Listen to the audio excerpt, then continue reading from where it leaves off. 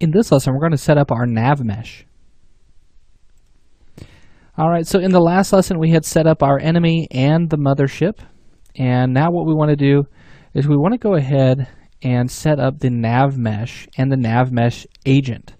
So what this is going to do is it's going to move our enemy, and it's going to create a method for pathfinding. And so to get started, the first thing we'll need to do is select our enemy, and we're going to need to add a component to this. So we're going to add the component, and we're looking for a nav mesh agent. So let's just type in nav, and you'll see nav mesh agent pop up here. So with that, you'll notice that there is this cylinder that pops up over our enemy here. Let's hit F so we can frame in on that. And this cylinder is basically what is going to be used to collide with the nav mesh itself. So what we'll need to do is we'll need to adjust the height, and I'm going to adjust this to a height of 2, and the radius is pretty good on that. We could probably make that go up a little bit higher, but I think it should be good. And then our base offset, if we adjust this, let's go ahead and set this to 0, so that way it's centered up on the object itself. Okay, so it should look something like this. So this is going to basically collide with that nav mesh, and it's going to orient the object that this is on, and it's going to actually move this object as well. So there are a couple of things that we can set up here beyond the look of the nav mesh agent. We can start to mess with the steering. So how fast is this going to go? The angular speed, how fast is it going to turn? The acceleration, so how fast can it get up to the max speed? And then its stopping distance. Okay, we'll have auto braking turned on, so that way if it needs to stop toward it to its target, it will obviously brake on that. Obstacle avoidance. We're going to set this to high quality, and we'll leave the priority at a default value. And then we have our pathfinding, which usually I just leave this on by default. So now that all of this is set up, there's something else that we'll need to do in this process. We'll need to actually bake out a nav mesh for this to work with. Now the nav mesh is going to be bound to the environment. And so we have the desert, and then we also have the rocks here as well. And so what I want to do is I want to combine these two.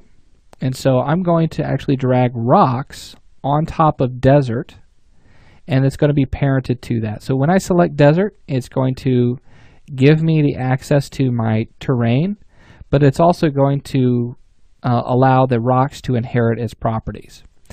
So let's select the rocks and let's set those to static. And what that means is that those objects are not going to move. This is very important whenever you're baking out your nav mesh, because it's going to take static objects and it's going to say, all right, I don't need to create the nav mesh on this object. I need to create a hole around it. So that way our AI enemies will go around a static object. So I'm going to say yes, change the children as well.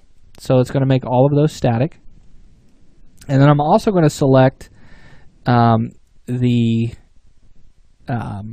mothership here, and I'm going to set that to static as well. Okay. So let's go ahead and select the desert, and what we're going to do is we're going to go up to Window, and we're going to go to Navigation, and that's going to dock itself right next to the inspector. So let's go to Bake, and you'll see a representation of the baked agent size, and what this is doing is it's inheriting from any nav mesh agents that are in the scene.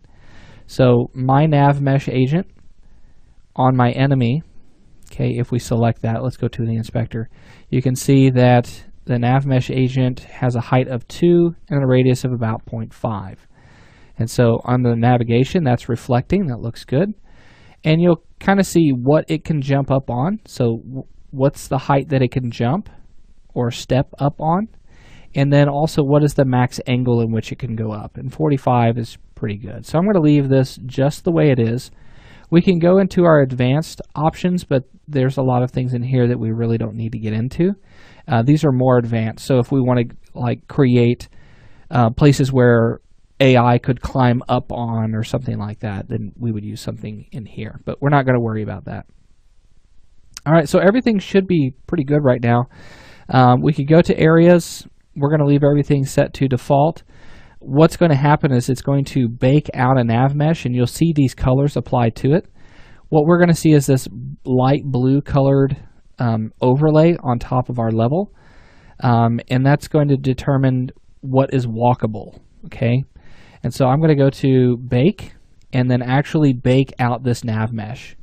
You may want to give this just a little bit of time. You'll see at the bottom right hand corner it's trying to bake out the lighting, and then now you'll see the nav mesh is actually baked out as well.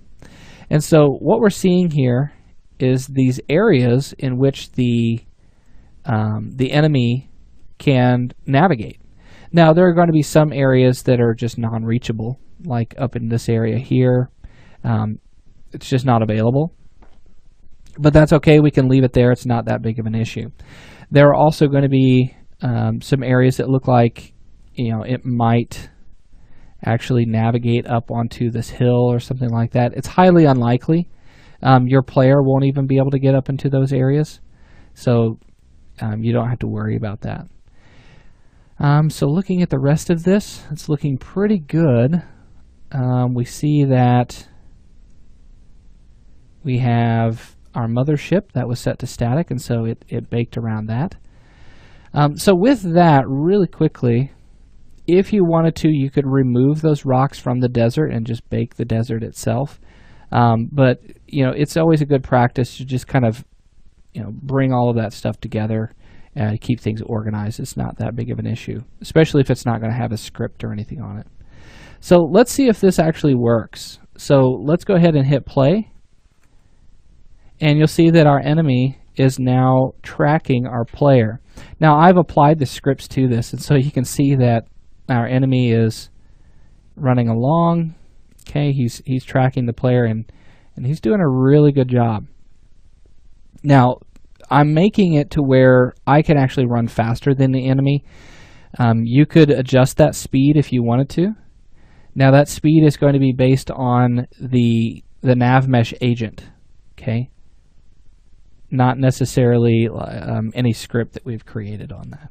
Okay, so looking good. We've got our enemy going, and we now have our mothership in here. Let's go ahead and just kind of wait for our enemy to show up.